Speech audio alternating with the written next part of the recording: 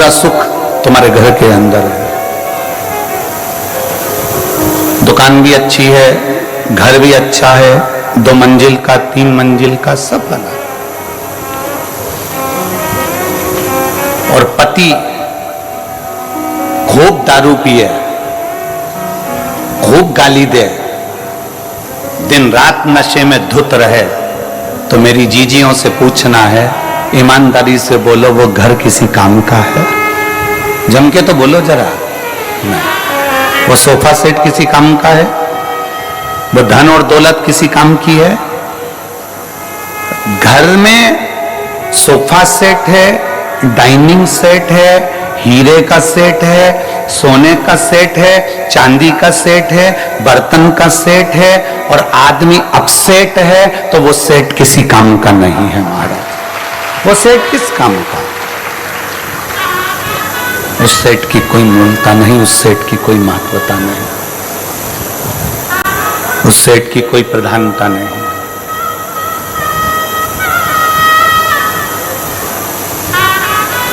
पति नशे में धुत रहे, पति दिन रात नशे में तल्लीन रहे, पति दिन भर नशे में लगा रहे, पति 24 घंटे नशे में डूबा रहे या गलत कार्य करता रहे, तो वो धन किस काम का है? वो संपदा किस काम की है? वो पैसा किस काम का है?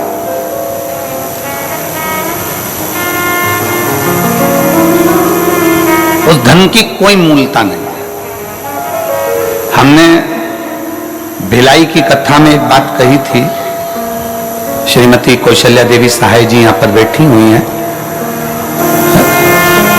हमने भिलाई की कथा में एक बात कही थी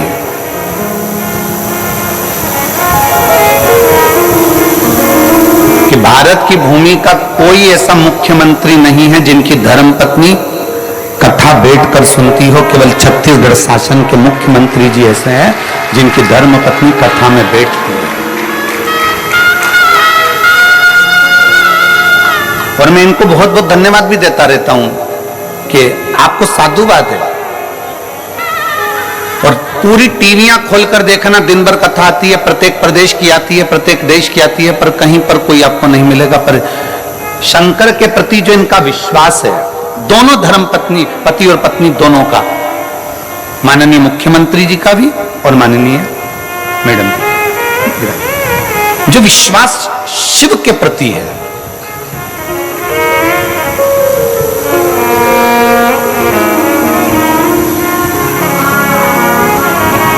और दुनिया के लोग अपनी अपनी जगह पर, आप लोग तो अखबार में पढ़े होंगे, आप लोगों ने तो टीवी पर भी देखा होगा कि कई लोगों ने एक लोटे जल पर भी कमेंट्स कर दिया कि एक लोटे जल से क्या होता है। छत्तीसगढ़ का एक एक बच्चा जानता है कि एक लोटे जल से क्या होता है। आप भी अभी चिल्लाकर बोलोगे क्या होता है? सारी समस्या का हल होता है। इसलिए एक लोटा जल चढ़ा चढ़ा के छत्तीसगढ़ वालों ने समस्या ही खत्म कर दी है।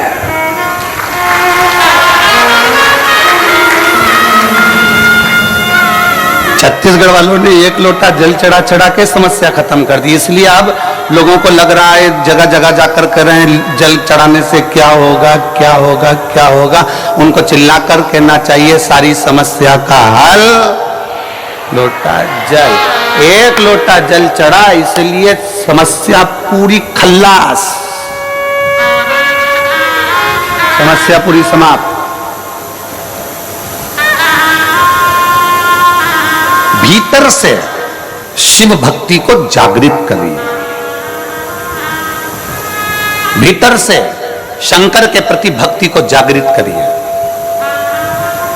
खेत में काम करो ना, कल पत्र पढ़ा था, पत्र में था वो खेत 1 एकड़ जमीन थी उसकी, और खेत में जाकर थोड़ा सा जल छींटता था, शंकर जी पे चढ़ा हुआ जल चढ़ाता, अपना काम में लग जाता, छोटी सी दुकान करता, धीरे धीरे धीरे धीरे देव। एकदम किसी की फाइल अगर मोटी है ना तो उसको निपटाने में थोड़ा समय लगता है, पर मेरा शंकर को थोड़ा समय लग सकता है तुम्हारे दुख को मिटाने में, तुम्हारी तकलीफ को मिटाने में।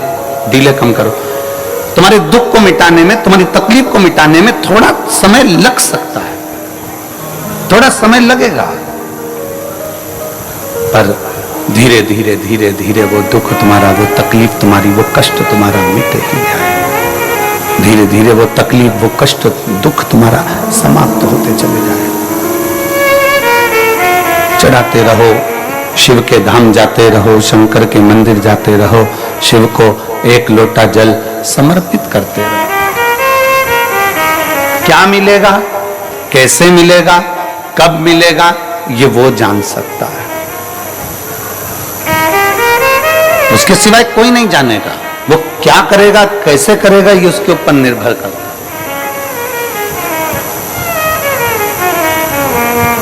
और पतंग उड़े आकाश माने, डोर थारा हाथ मां। पतंग यदि आकाश में उड़ती है तो उड़ाने वाले के हाथ में उसकी डोर रहती है। किसके हाथ में रहती है? उड़ाने वाले के हाथ में उसकी पतंग की डोर उड़ाने वाले के हाथ में रहती है। उसी तरह शंकर को जल चढ़ाने वाले की डोर शंकर के हाथ में रहती है। वो कहां उड़ाता है, कैसे उड़ाता है, वो वही जान सकता है। वो कैसे उड़ाएगा, क्या करेगा, कैसे उसको आगे बढ़ाना है, कैसे उसको अग्रण्यता लाना है, ये उसके ऊपर निर्भर करता है।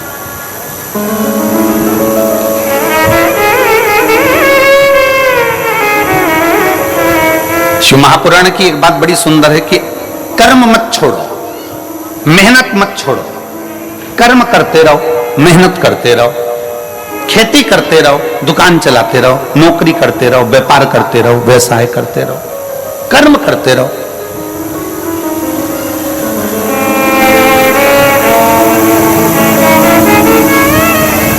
आज तक इस व्यासपीठ ने यह नहीं कहा कि तुम केवल शंकर जी के मंदिर में जाकर बैठ जाओ, अपना काम मत करो। बोला कभी? इस व्यासपीठ ने एक बात जरूर कही कि अपनी मेहनत करते रहना, अपना कर्म करते रहना, अपनी लगनता से काम करते रहना। खेत में जाओ, खलियान में जाओ, दुकान पर जाओ, मेहनत करो, सब कुछ करो, पर सबसे पहले अपने घर से निकलकर एक लोटा जल भरकर शंकर जी का जो मंदिर पास में हो उसको ले जाकर चढ़ाओ, उसके बाद अपने काम में लग जाओ। क्यों? क्योंकि तुम जो काम करोगे, मेहनत करोगे, शंकर जी को एक लोटा जल चढ़ाकर अगर करोगे तो शंकर तुम्हारी मेहनत को चार चांद लगा देगा और उसका फल जरूर देगा। मेहनत करो, कर्म करो। ये व्यासपीठ कभी ऐसा नहीं कहती कि कर्म मत करो। भगवान शंकर ने अपने दोनों बेटों से कहा जो पृथ्वी की परिक्रमा कर आएगा उसको प्रथम गिनती में गिना जाएगा। अगर शंकर जी चाहते तो अपने बेटे को राज सिंहासन दे देते कि मैं कार्तिकेय को पृथ्वी का अधिपति बनाता हूं, मैं गणेश जी को पृथ्वी का अधिपति बनाता हूं। पर पहले भगवान शंकर पार्वती ने कर्म करवाया कि जाओ परिक्रमा कर आओ। पहले मेहनत करो, कर्म करो,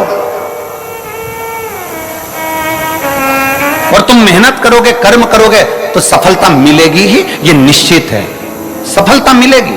और कहीं का महाराज तुमको मिल जाए, कहीं का बाबा जोगी ऐसा मिल जाए कि तुम मेरे पास में आके बैठ जाना, तुम्हें कुछ नहीं करना पड़ेगा और तुम्हें सोने के हंडे मिल जाएंगे, तुम्हें सोने का घड़ा मिल जाएगा, तो सबसे पहले हमें बताना, हम भी चले जाएंगे। दुनिया का कोई महाराज अगर तुमसे कहता है कि मेरे पास आकर बैठ जाओ, दुनिया का कोई बाबा जोगी तुम्हारे पास आकर कह दे कि तुम मेरे पास में आके बैठ जाओ, तुम्हारा दुख में काट दूंगा, तुम्हारा कष्ट में काट दूंगा, तुम्हारी तकलीफ में मिटा दूंगा, तो समझ लेना पक्का झूठ बोल रहा है। क्योंकि व्यक्ति को अपना कर्म जरूर करना पड़ता है, व्यक्ति को अपनी मेहनत जरूर करना पड़ता है।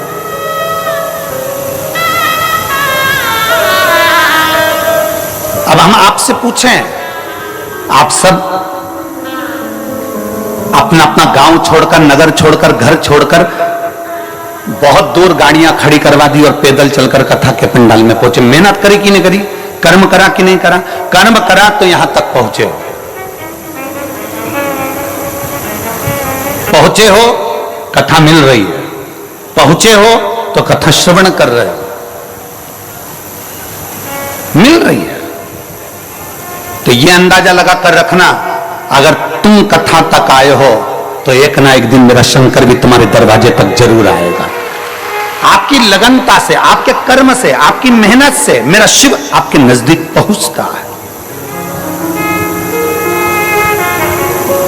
भगवान शंकर ने गणेश जी से यह नहीं कहा कि तू बैठ जा सिंहासन पर। भगवान शंकर ने षडानंद कार्तिकेय जी से यह नहीं कहा कि तू बैठ जा सिंहासन पर। भगवान शंकर ने कहा जो पृथ्वी की परिक्रमा कर कर आएगा उसको प्रथम गिनती में गिना जाएगा। उसी को स्थान मिलेगा जो मेहनत कर रहा है, उसी को स्थान मिलेगा जो परिश्रम कर रहा है। जो मेहनत ही ना करे, परिश्रम ही ना करे तो क्या मतलब? बिना मेहनत के कैसे आगे बढ़ेगा?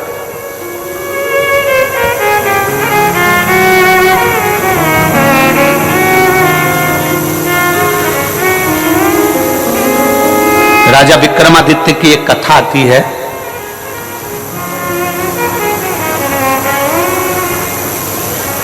कि राजा विक्रमादित्य एक बार बहुत सारे ब्राह्मणों को, संतों को भोजन के लिए बुला लिया। संत ब्राह्मण भोजन करे और विक्रमादित्य ने पूछ लिया कि दुनिया का सबसे बड़ा दानी कौन है? दुनिया का सबसे बड़ा दानदाता कौन है? जितने ब्राह्मण बैठे थे सबने कह दिया दुनिया का सबसे बड़ा दानी राजा विक्रमादित्य है।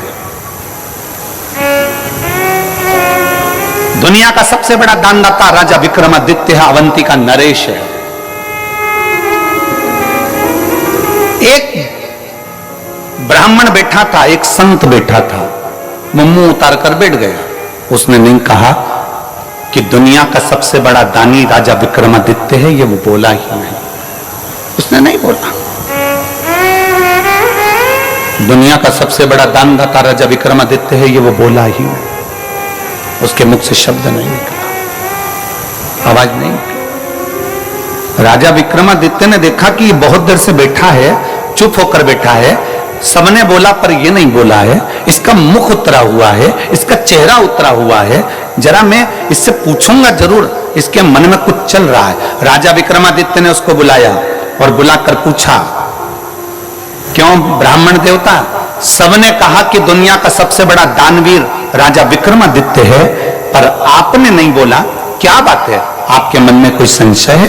आपके मन में कोई प्रश्न है? आपके मन में कोई बात है? बताओ जरा, क्या बात है?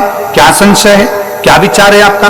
राजा विक्रमादित्य की बात सुनी तो ब्राह्मण को लगा अगर मैं बोल दूंगा, राजा के पक्ष की बात बोलूंगा तो मुझे इनाम मिलेगा, पर राजा के विपक्ष की बात बोलूंगा तो मुझे मृत्यु दंड मिल सकता है। अगर मैं राजा के विपक्ष का बोल दूं और राजा को बोल दूं कि आप सबसे बड़े दानी नहीं हो, तो हो सकता है मुझे मृत्यु दंड मिल जाए। हो सकता है कि मुझे मृत्यु दंड मिले।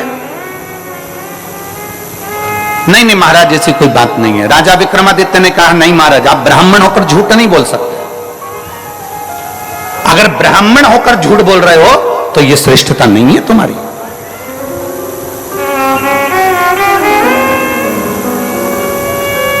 झूठ बोला था गौ माता ने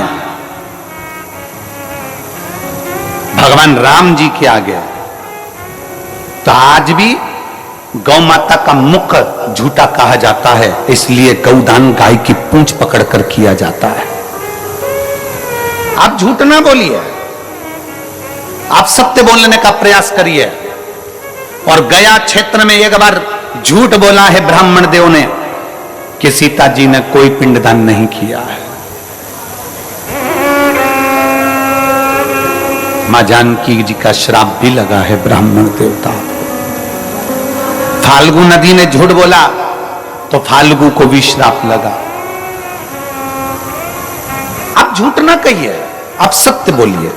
ब्राह्मण देवता ने मन में सोचा कि अंदर संकोच रखने से क्या फायदा। हमने अभी एक कथा में कहा था कि भोजन नहीं पचता है, भोजन नहीं पचता है तो बीमार कर देता है। भोजन नहीं पचा तो बीमार कर देगा।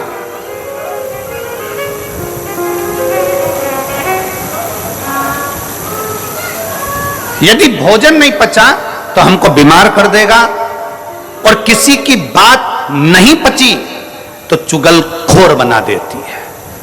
अगर बात नहीं पची और किसी ने कहा तुमसे ऐसा ऐसा ऐसा और बात नहीं पची ना, तो तुम 10 जगह जाकर कहोगे उसने तो मुझे ऐसा कहा था, उसने तो मुझे ऐसा बोल दिया था, उसने तो मुझे ऐसा कर दिया। चुगलखोर तुम्हें तुरंत बना देगा, एक चुटकी के अंदर चुगलखोर बना देगा अगर बात नहीं पची तो।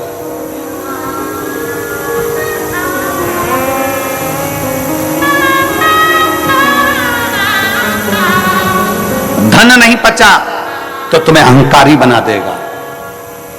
अगर तुम्हारे पास में धन आना चालू करा, पैसा आना चालू हुआ, धन संपदा आना चालू हो गई, तुम्हें पद प्रतिष्ठा मिल गई और तुम्हारे घर में अगर धन आने लगा तो धीरे धीरे अगर पचा नहीं वो तो तुम्हें अहंकारी बना देगा। अभिमान के शब्द निकलने लगेंगे, अभिमत्ता के शब्द निकलने लगेंगे, अहमता के शब्द निकलने लगेंगे,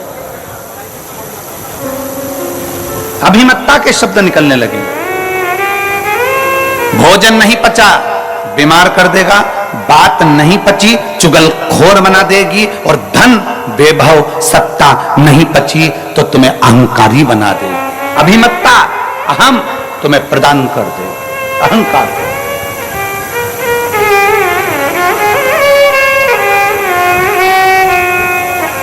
कई बार बड़े बड़े अगर कोई ऑफिसर हो जाते हैं और उनके घर के बच्चे अगर धन देख लेते हैं कि हमारे पिता के पास में कितना धन है, हमारे घर में कितना धन है, हमारे दादाजी के पास कितना धन है, हमारे दादा ये पद पर रहे, हमारे पिता ये पद पर रहे और उनके पास में इतना धन है, तो कई बार बच्चे चलते चलते रोडों पर भी किसी ना किसी से अपशब्द कहते हुए चले जाते हैं। तू मुझे जानता नहीं है, तू मुझे पहचानता नहीं है, मैं किस ऑफिसर का बेटा हूं, तूने मुझे देखा नहीं है, मैं कौन हूं, तो मुझे जानता नहीं है। मतलब धन पच नहीं रहा, धन पच नहीं रहा इसलिए अहंकार हो गया है। बात पच नहीं रही इसलिए चुगलखोर बना दे रही है। भोजन पच नहीं रहा इसलिए बीमार बना दे रहा। बचना भी तो चाहिए।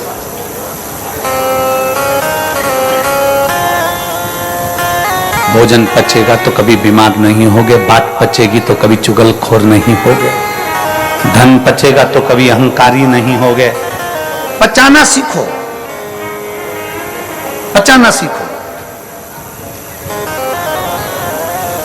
विक्रमादित्य जी के सामने राजा के सामने ब्राह्मण खड़ा और ब्राह्मण ने पूछ रहे हैं, राजा विक्रमादित्य पूछ रहे हैं तुम्हारे मन में कोई बात है जल्दी बोलो, क्या बात है। इतने में उसने कहा सरकार मैं बोल तो दूंगा, महाराज मैं बता तो दूंगा, पर आप मुझ पर नाराज तो नहीं होगे। राजा विक्रमादित्य ने कहा मैं नाराज नहीं होऊंगा, तुम बताओ बात क्या है। राजा विक्रमादित्य के सामने ब्राह्मण ने कह दिया महाराज तुम कहते हो कि दुनिया के सबसे बड़े दानी कौन, सबने कहा कि राजा विक्रमादित्य दुनिया का सबसे बड़ा दानी है, पर मैं कहता हूं राजन समुद्र के उस पार एक चंद्रायन नाम का राजा रहता है, वो एक दिन में 1 लाख सोने की मुद्रा का दान करता है।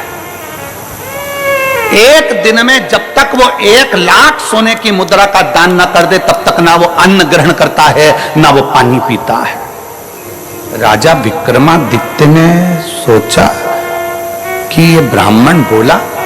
राजा विक्रमादित्य ने फूल की माला ब्राह्मण को पिनाई, कहा तुमने हिम्मत तो करी है, जैसे कल वो बेटी ने प्रश्न लिखकर भेजे तो हमको अच्छा लगा, इसलिए हमने उस बेटी को यहां बुलाया कि कम से कम बेटी ने हिम्मत तो करी है, बोलने की सामर्थ्यता तो रखी है, लिखने की सामर्थ्यता तो रखी है।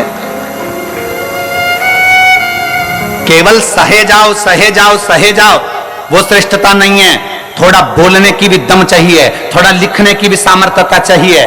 कम से कम उस बेटी ने लिखने की सामर्थ्यता तो करी, इसलिए उस बेटी को बुलाकर कल हमने बेलपत्र दी कि तुमने पत्र में प्रश्न अच्छे लिखे। ए गुरुजी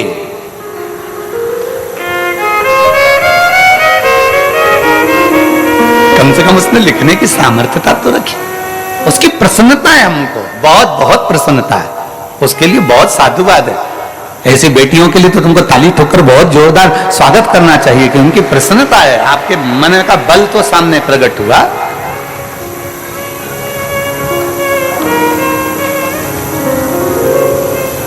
ये भीतर की प्रबलता है उसकी। राजा ने माला मंगवाई, ब्राह्मण के गले में पहनाई कि तुमने बोलने की सामर्थ्यता तो रखी। राजा को रात भर नींद नहीं आई, रात भर कि ऐसा कौन सा राजा है जो 1 लाख सोने की मुद्रा रोज देता है, उसके बाद भोजन करता है, पानी पीता है, जरा मैं पता तो करूं। राजा ने आधी रात को एक सेवक के कपड़े पहने और राजा समुद्र के पार चला गया। समुद्र के पार जाकर राजा उस राजा चंद्रायन के पास पहुंचा और वहां के द्वारपालों से विनती करी कि मुझे राजा से मिलना है। राजा से मिले, बताया नहीं कि मैं राजा विक्रमादित्य अवंतिका नरेश हूं। जाकर कहा महाराज मैं अवंतिका नरेश हूं, ये नहीं कहा, ये नहीं बोल, कुछ नहीं बोल। जाकर कहा महाराज मुझे आपके यहां काम की जरूरत है, आप मुझे काम पर रख लेंगे क्या? मुझे यहां काम पर रख लेंगे, मुझे यहां काम दे देंगे आप?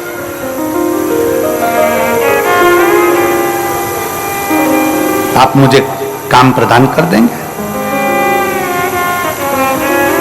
राजा चंद्रायन ने पूछा तुम क्या काम कर सकते हो, बताओ, क्या काम करोगे तुम, वो बताओ। विक्रमादित्य ने कहा, राजा विक्रमादित्य एक सेवक के वेश में खड़े होकर कहते हैं महाराज जो कोई नहीं कर सकता वो काम में कर सकता, जो कोई ना कर सके। क्योंकि राजा विक्रमादित्य काम इसलिए कर सकता है, जो कोई नहीं कर सकता वो राजा विक्रमादित्य इसलिए कर सकता है क्योंकि राजा विक्रमादित्य के पास में बेताल था। बेताल को बोल देता तो सब काम हो जाता। तो उसको मालूम है कि जो कोई ना कर पाए वो राजा विक्रमादित्य कर पाए। ठीक है, राजा चंद्रायन को प्रसन्नता हो गई कि ऐसा सेवक मुझे मिल गया। द्वारपाल लगा दिया, उसको दरवाजे पर खड़ा कर दिया। राजा विक्रमादित्य दरवाजे पर खड़े थे। सुबह सुबह ब्रह्म मुहूर्त में राजा चंद्रायन उठते और उठकर नहाने के लिए समुद्र पर जाते। समुद्र में नहाकर एक देवी के मंदिर में जाते। देवी के मंदिर में जाकर प्रणाम करते मां को, और प्रणाम करने के बाद एक खोलता हुआ तेल, उकलते हुए तेल में राजा चंद्रायन उसके अंदर तेल में बैठ जाते। बैठते बैठते तेल में राजा चंद्रायन का पूरा शरीर जल जाता, पूरा शरीर पक जाता। तब कई योगिनियां आती उस देवी के मंदिर से, कई योगिनियां आकर उसको नोच नोच कर खाती, और खाते ही राजा चंद्रायन के ऊपर देवी मां उसी समय पर बाहर निकलती मंदिर से, हाथ में जल लेकर राजा चंद्रायन पर छींटती, और राजा चंद्रायन वापिस जीवित हो जाता, और देवी उसको 1 लाख सोने की मुद्रा दे देती, और राजा वो सोने की मुद्रा ले जाकर दान दे देता। विक्रमादित्य ने ये देख लिया, राजा विक्रमादित्य ने ये देखा, राजा विक्रमादित्य ने ये जाना कि ये देवी के मंदिर में आता है, वो पानी में उकलता, तेल में उकलता है, उकलने के बाद देवी जी इसको 1 लाख सोने की मुद्रा दे देती है। अब राजा विक्रमादित्य ने विचार करा, बस देखना था कि मुद्रा आती कहां से। राजा विक्रमादित्य सुबह दूसरे दिन खुद पहुंच गया। राजा उठकर जाता, उससे पहले विक्रमादित्य गया। विक्रमादित्य जाते से ही स्नान करा, देवी को प्रणाम करा, खोलते तेल में खुद बैठ गया, उसका शरीर जला। जलने के बाद देवी प्रकट हुई, देवी ने प्रकट होकर जल छीटा, विक्रमादित्य जीवित हो गया। जीवित हुआ, देवी ने 1 लाख सोने की मुद्रा राजा विक्रमादित्य को देना चाहिए। राजा विक्रमादित्य ने कहा मां मुझे ये सोने की मुद्रा नहीं चाहिए। राजा फिर गया, नहाया, नहा के फिर खोलते तेल में कूद गया, वापिस कूदा, देवी ने फिर जीवित कर दिया। देवी जी ने फिर सोने की मुद्रा दी 1 लाख। राजा ने कहा मुझे सोने की मुद्रा नहीं चाहिए। फिर गया, फिर नहाया, फिर कूद गया खोलते हुए तेल में। 7 बार राजा विक्रमादित्य खोलते हुए तेल में बार बार गिर रहा था। 7 बार राजा विक्रमादित्य खोलते हुए तेल में जा रहा था। आखिरी में जब खोलते तेल में जाने लगा 8वीं बार, तब देवी ने उसका हाथ पकड़ लिया। अरे विक्रमादित्य तुझे चाहिए क्या, वो तो बोल। राजा विक्रमादित्य ने कहा मां तू मुझ पर दया करती है ना, तो जिस थैली में से तू 1 लाख मुद्रा रोज देती है वो थैली मुझे दे दे मां, वो थैली मुझे दे। जिस 1 लाख मुद्रा तू जिस थैली में से रोज देती है वो थैली मुझे दे दे। राजा विक्रमादित्य के हाथ में जगत जननी दुर्गा भवानी ने थैली दे दी। उसी समय मंदिर गायब हो गया, उसी समय मंदिर समुद्र में डूब गया, उसी समय पर सारी वो कड़ाव तेल का चले गया। इतनी देर में राजा विक्रमादित्य तो चले गए, इतने में चंद्रायन राजा आए। चंद्रायन राजा ने देखा क्या तो देवी का मंदिर ही नहीं है, समुद्र में चले गया, ना तो कोई खोलता हुआ तेल है ना कुछ है। राजा चंद्रायन घर पहुंचे और उनकी आंख में जल पड़ा था, पलंग पर सो गए, बीमार पड़ गए, चिंता में पड़ गए, मेरा नियम टूट जाएगा। मैं 1 लाख सोने की मुद्रा दान करता था, मेरा पूरा की पूरा नियम आज समाप्त हो जाएगा। 1 लाख सोने की मुद्रा दान करता था, आज मेरा पूरा नियम समाप्त हो जाएगा। पूरा क्या करूं मैं, क्या करूं, क्या करा जाए, कैसे करा जाए। बीमार पड़ा राजा, राजा बीमार, पूरे नगर में सूचना हो गई, पूरे नगर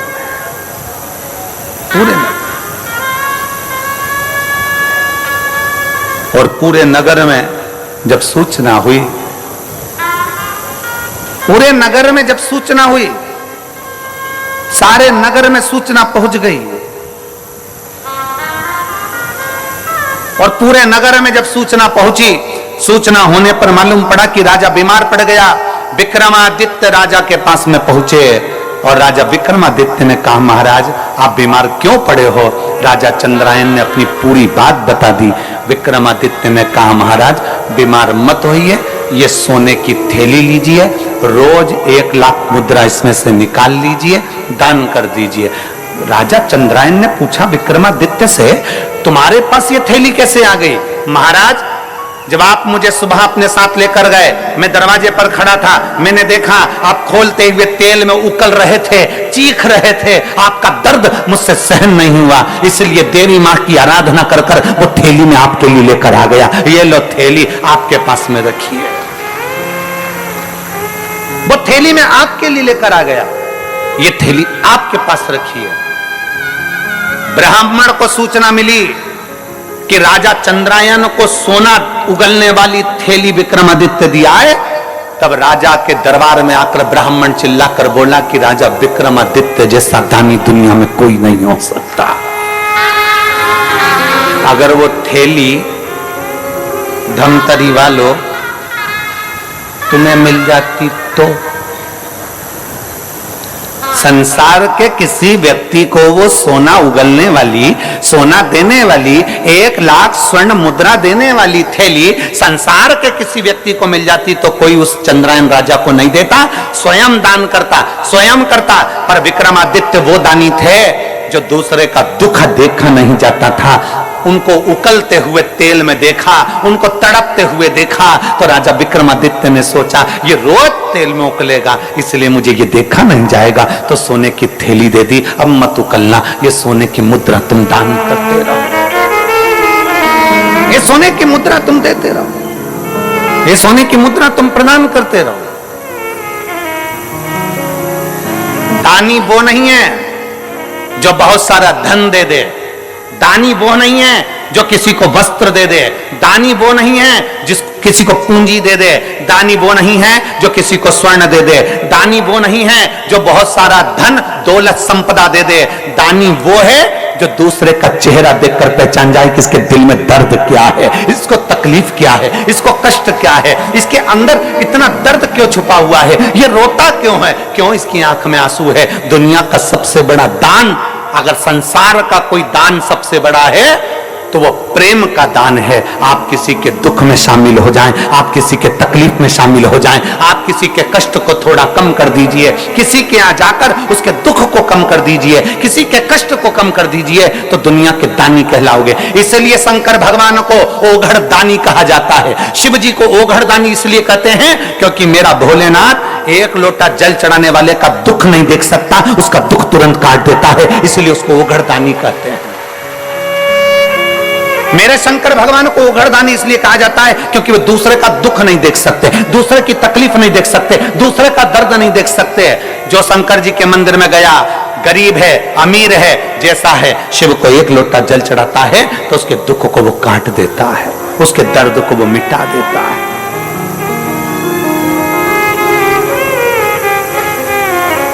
ओघड़दानी है वो, दुनिया का श्रेष्ठ। किसी के जीवन के दुख को समाप्त करना, बस निवेदन एक ही है, अपने कर्म के साथ, अपनी मेहनत के साथ, अपनी लगनता के साथ शंकर के मंदिर में जाइए, अपनी मेहनत के साथ अपनी खेती पर काम करिए, अपनी मेहनत के साथ अपनी दुकान पर काम करिए, अपनी मेहनत के साथ अपनी ड्यूटी करिए, और मेहनत का फल भोलेनाथ देगा, एक लोटे जल के साथ जरूर देगा। आप उसको जल समर्पित करते